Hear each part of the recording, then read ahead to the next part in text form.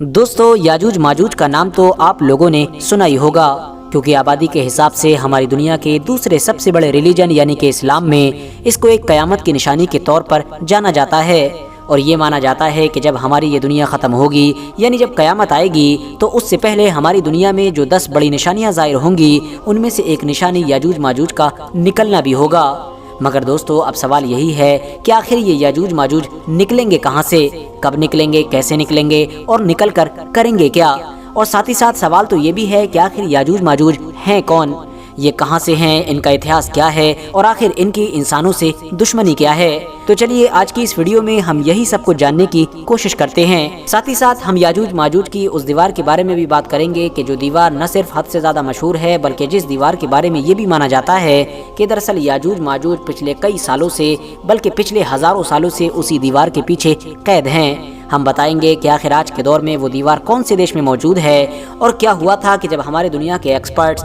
उस दीवार को ढूंढकर उस तक पहुंचने में कामयाब हुए थे। आखिर उन लोगों ने वहां पहुंचकर ऐसा क्या देखा था कि जिससे वो लोग हैरान हो गए थे। तो सबसे पहले तो मैं आप लोगों को ये बता दूं कि दरअसल याजूज माजूज के इतिहास को पढ़ने और समझने से पहले हमको हजरत जुल्करनैन के इतिहास को समझना होगा। मगर फिर से सवाल यही है कि आखिर अब ये जुल्करनैन कौन थे। दरअसल दोस्तों, हुआ ये था कि जब आखिरी पैगंबर यानी कि हज़रत मोहम्मद सल्लल्लाहु ताला अलैहि वसल्लम ने अपनी नबुव्वत का ऐलान किया था, यानी लोगों के सामने ये दावा किया था कि मैं अल्लाह का नबी हूँ, तो वहाँ पर मौजूद उस दौर के जो कुछ बड़े बड़े यहूदी आलिम थे, वो दरअसल पैगंबर हज़रत मोहम्मद सल्लल्लाहु ताला अलैहि वसल्लम के पास पहुँचे और उनके सामने 3 सवाल रखे और उनसे ये कहा कि अगर आपने इन तीनों सवालों के जवाब दे दिए तो हम मान जाएंगे कि आप अल्लाह के सच्चे नबी हैं, क्योंकि ये तीनों ऐसे सवाल हैं कि जिनका जवाब एक नबी के अलावा कोई भी नहीं दे सकता है। दोस्तों, उन बड़े यहूदी आलिमों की तरफ से जो 3 अहम सवाल पूछे गए थे, उनमें से एक सवाल हज़रत जुल्करनैन से रिलेटेड भी था।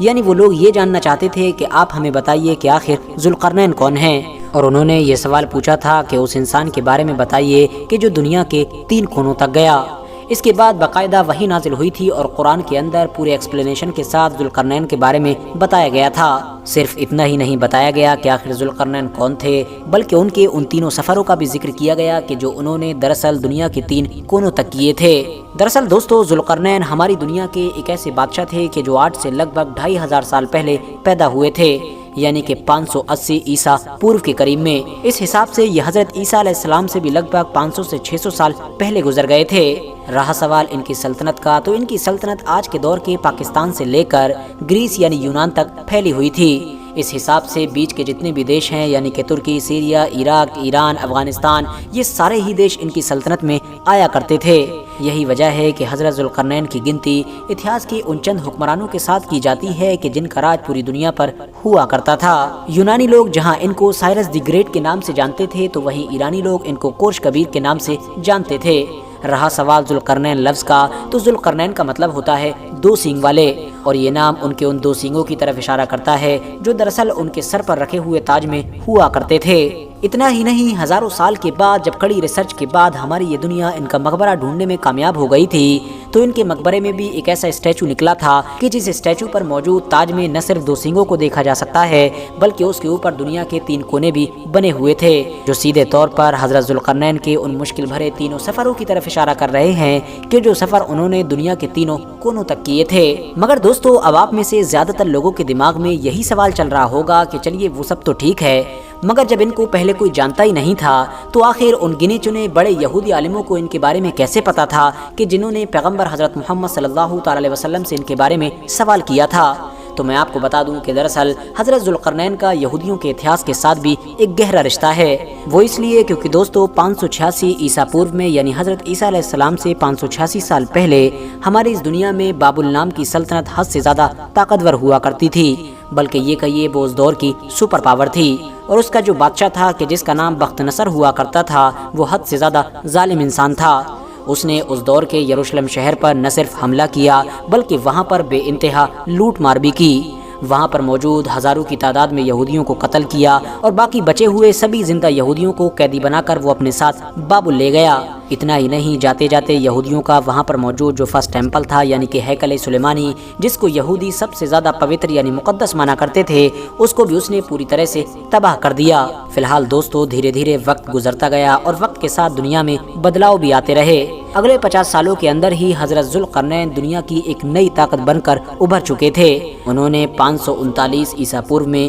یعنی حضرت عیسیٰ علیہ السلام سے 539 سال پہلے بابل پر حملہ کر کے اس کو بڑی آسانی کے ساتھ فتح کر لیا۔ اب ظاہر ہے دوستو، حضرت ذوالقرنین حد سے زیادہ رحم دل اور انصاف پسند انسان تھے۔ وہ جہاں پر بھی جاتے تھے لوگ ان کے سوبھاؤ کو دیکھ کر ہی ان پر فدا ہو جاتے تھے اور ان کی فوج میں ہی شامل ہو جاتے تھے۔ لہٰذا اب جب انہوں نے بابل کو فتح کیا تو بابل کے لوگ بھی انہی کے ساتھ ہو گئے تھے، اور وہاں پر موجود جو یہودی تھے کہ جن کو کچھ سال پہلے ہی یروشلم سے غلام بنا کر بابل میں لایا گیا تھا، ان کے ساتھ بھی حضرت ذوالقرنین نے بہت اچھا سلوک کیا۔ ان کو ان کے سارے حق واپس دیے اور ساتھ ہی ساتھ ان کا جو شہر تھا جو پوری طرح سے اجڑ چکا تھا اس کو دوبارہ بسانے میں بھی ان کی مدد کی۔ باقاعدہ ان کو بابل سے یروشلم پہنچایا اور ان کے اس ہیکل سلیمانی کو بھی دوبارہ تعمیر کروایا کہ جس کو بابل کے بادشاہ بخت نصر نے پوری طرح سے تباہ کر دیا تھا۔ اور یہی وہ ساری چیزیں ہیں کہ جن کی وجہ سے حضرت ذوالقرنین کے یہودی قوم سے نہ ہونے کے باوجود بھی ان کو آج تک یہودی قوم میں ایک ہیرو کے طور پر یاد کیا جاتا ہے، اور ان کا نام بھی بڑے ہی عزت و احترام کے ساتھ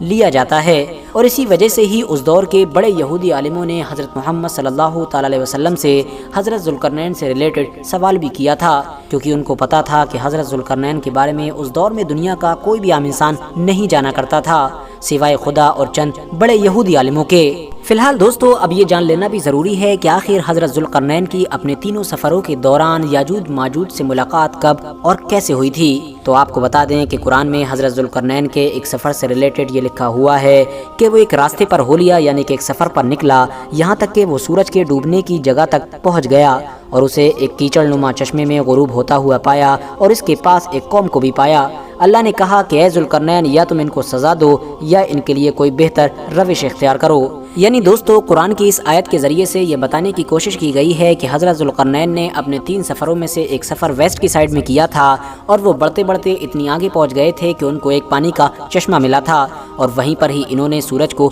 غروب ہوتا ہوا پایا تھا۔ اتنا ہی نہیں، وہاں پر ان کی ایک قوم سے بھی ملاقات ہوئی تھی جس قوم نے ان سے یاجوج ماجوج کے بارے میں شکایت کی تھی۔ دراصل یاجوج ماجوج اس علاقے میں رہنے والی ایک ایسی قوم تھی کہ جو حد سے زیادہ ظالم اور خطرناک تھی۔ آس پاس کے علاقوں پر حملے کرنا ان کے لیے عام بات تھی، یا آس پاس کے قبیلوں پر حملے کر کے ان کے آدمیوں کو پوری طرح سے تباہ و برباد کر دیا کرتے تھے، پورے قبیلوں کو لوٹ لیا کرتے تھے، ان کے باقی بچے ہوئے بچوں عورتوں کو غلام بنا لیا کرتے تھے، اور اس کے علاوہ بھی نہ جانے کیا کیا کیا کرتے تھے۔ اتنا ہی نہیں، آگے قرآن میں ان کی لوکیشن کے بارے میں بھی بتایا گیا ہے۔ قرآن کے مطابق یاجوج ماجوج نام کی یہ خطرناک قوم 2 ایسے پہاڑوں کی اونچائیوں پر رہا کرتی تھی کہ جہاں تک پہنچنے کے لیے صرف اور صرف ایک ہی راستہ موجود تھا۔ اسی لیے آس پاس میں رہنے والے وہ عام لوگ کہ جو یاجوج ماجوج کے ظلم و ستم سے حد سے زیادہ پریشان رہا کرتے تھے، انہوں نے نہ صرف حضرت ذوالقرنین سے ان کی شکایت کی تھی بلکہ ساتھ ہی ساتھ ان سے یہ ریکویسٹ کی کہ اگر ہم لوگ بہت سارا مال و دولت اکٹھا کر کے آپ کو دے دیں تو کیا آپ ہمارے اور ان کے بیچ میں ایک حد سے زیادہ مضبوط اور طاقتور دیوار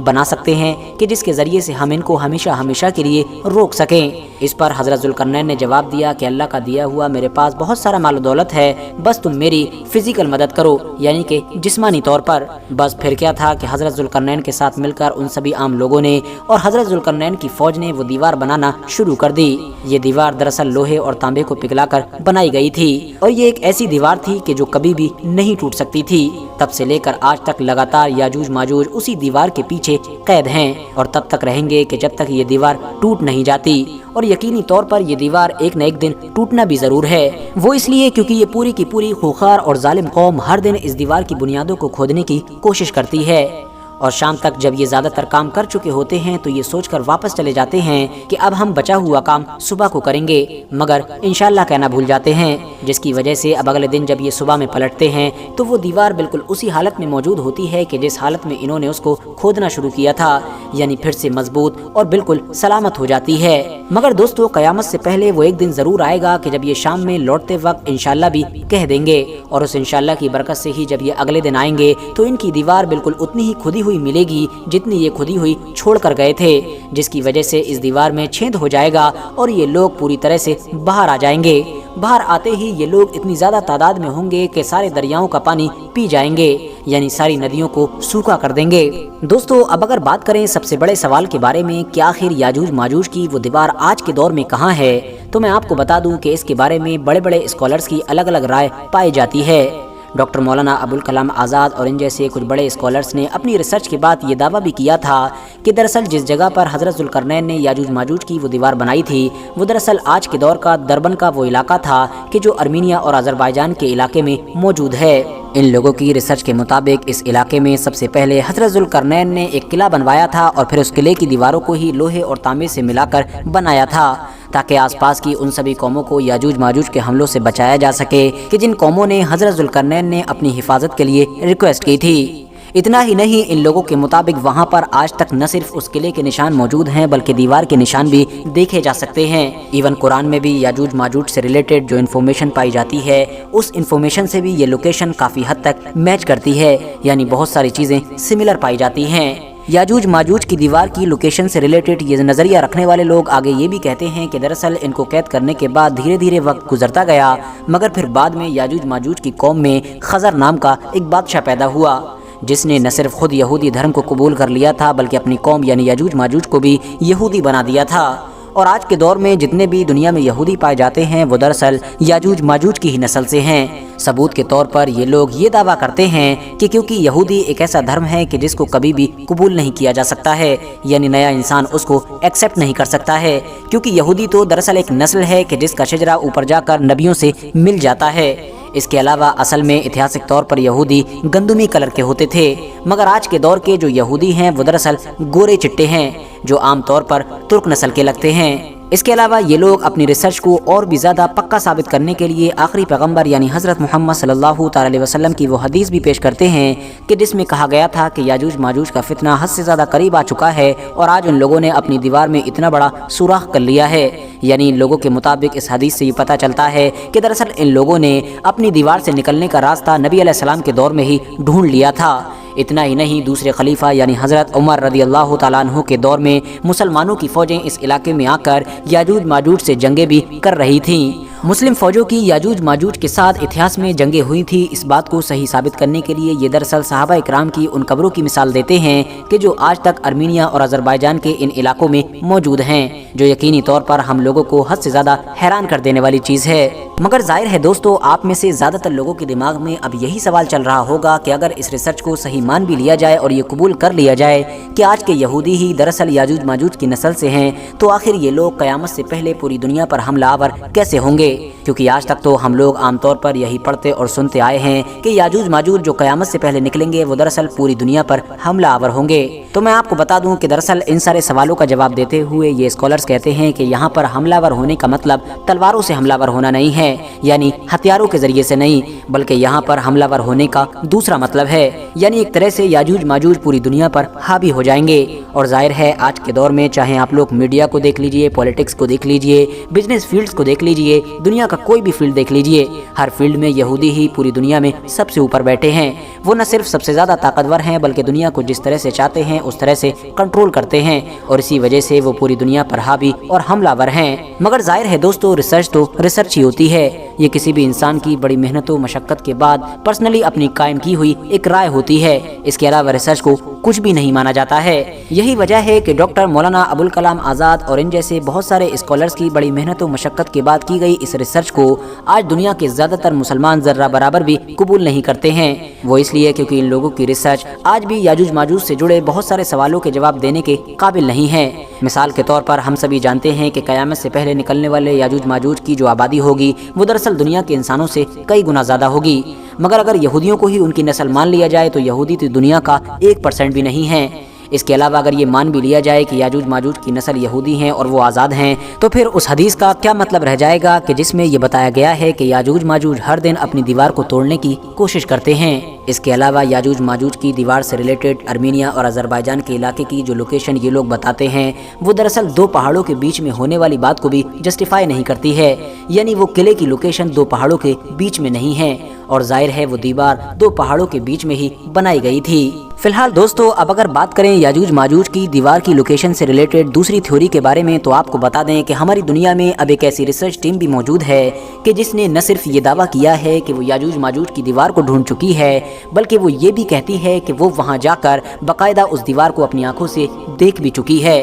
اس ریسرچ ٹیم کے مطابق ان لوگوں نے سب سے پہلے قرآن، حدیث اور ایتہاسک کتابوں میں جتنی بھی انفارمیشن موجود ہے یاجوج ماجوج سے ریلیٹڈ، اس سب کو اکٹھا کیا، اور پھر اس کے بعد اس ساری انفارمیشن کی مدد سے اس دور کے حساب سے دنیا کا ایک نقشہ تیار کیا، اور اس کے بعد یہ لوگ یاجوج ماجوج کی دیوار کو ڈھونڈنے کے لیے نکل پڑے۔ ان لوگوں کے مطابق یہ دیوار آج کے دور میں کرغزستان نام کے اس دیش میں موجود ہے جو کسی دور میں سوویت سنگ کا حصہ ہوا کرتا تھا، یعنی روس کے انڈر میں آیا کرتا تھا، مگر جب USSR ٹوٹا تو اس کے بعد یہ ایک الگ ریاست بن گئی۔ ان لوگوں کے مطابق اس علاقے میں آج کے دور میں بہت کم ہی لوگ آباد ہیں اور دیش کا زیادہ تر حصہ میدانوں اور پہاڑوں سے بھرا پڑا ہے، یعنی دیش کا زیادہ تر حصہ میدانی اور پہاڑی ہے۔ اس کے علاوہ بات کریں اگر ریسرچ ٹیم کی، تو اس میں کچھ لوگ مصر کے تھے جبکہ زیادہ تر لوگوں کا تعلق سینٹرل ایشیا سے تھا۔ ان لوگوں نے 1 سال 4 مہینے کا لمبا سفر طے کیا۔ ان میں سے کچھ لوگوں کو موسم کی شدت اور بہت ساری سفر کی پریشانیوں کی وجہ سے اپنی جانیں بھی گنوانی پڑی تھیں۔ فی الحال جب یہ اس لوکیشن پر پہنچے تو انہوں نے دیکھا پہاڑ کے بیچ میں باقاعدہ برف کا ایک ایسا راستہ موجود ہے کہ جو دیکھنے سے ہی پتہ چلتا ہے کہ دراصل وہ قدرتی راستہ نہیں ہے بلکہ انسانوں کے دوارا ہی اس کو بنایا گیا ہے۔ وہ اس لیے کیونکہ پاس میں پڑے ہوئے پتھروں سے یہ پتہ چلتا ہے کہ اس کو میٹل یعنی کہ لوہے اور تانبے سے پگھلا کر بنایا گیا ہے۔ ان لوگوں نے وہاں جا کر دیکھا کہ دراصل 2 پہاڑوں کے بیچ میں وہ جو دیوار ہے کہ جو میٹل کے ذریعے سے بنائی گئی ہے، اس کے اوپر برف کی ایک موٹی پرت موجود ہے، ایک ایسی موٹی پرت کہ جو دیکھنے میں بالکل سیدھی یعنی کہ فلیٹ دکھائی دیتی ہے۔ اب ظاہر ہے ایک ایسا علاقہ جہاں پر دور دور تک کوئی آبادی موجود نہیں ہے، اس علاقے میں کسی بھی انسان کو ایک ایسی دیوار بنانے کی کیا ضرورت پڑی تھی؟ ویسے تو اس ایگزیکٹ لوکیشن تک کوئی بھی انسان نہ تو اپنی کار سے پہنچ سکتا ہے، نہ ہی کسی جانور پر بیٹھ کر، اور نہ ہی اس طرح کی کسی اور سواری کے ذریعے سے، مگر جب یہ لوگ ہیلی کاپٹر کے ذریعے سے اس لوکیشن پر لینڈ ہوئے تو یہ لوگ دیکھ کر حیران ہو گئے کہ میٹل ڈیٹیکٹر نے فوراً سگنل دینا شروع کر دیے، یعنی ان لوگوں کو یہ بتایا کہ اس برف کی موٹی تہ کے نیچے ایک ایسی دیوار موجود ہے کہ جس کو ہزاروں سال پہلے میٹل یعنی کہ لوہے اور تانبے کے ذریعے سے بنایا گیا تھا۔ مگر ظاہر ہے دوستو یہ بھی تو ایکسپرٹس کی ایک ریسرچ ہی ہے، اور ابھی بھی ایسے بہت سارے سوال ہیں کہ جن کا جواب ڈھونڈنا باقی ہے۔ آج کی اپنی ویڈیو کو ہم یہیں پر ختم کرتے ہیں۔ ویڈیو پسند آنے پر نہ صرف ویڈیو کو لائک کریں بلکہ اپنے فرینڈز کے ساتھ بھی ضرور شیئر کریں، اور اسی طرح کی نالجبل اور ہسٹوریکل ویڈیوز ہمیشہ دیکھنے کے لیے ہمارے اس چینل کو سبسکرائب کر کے ساتھ ہی میں بیل آئیکن کو بھی پریس کر دیں۔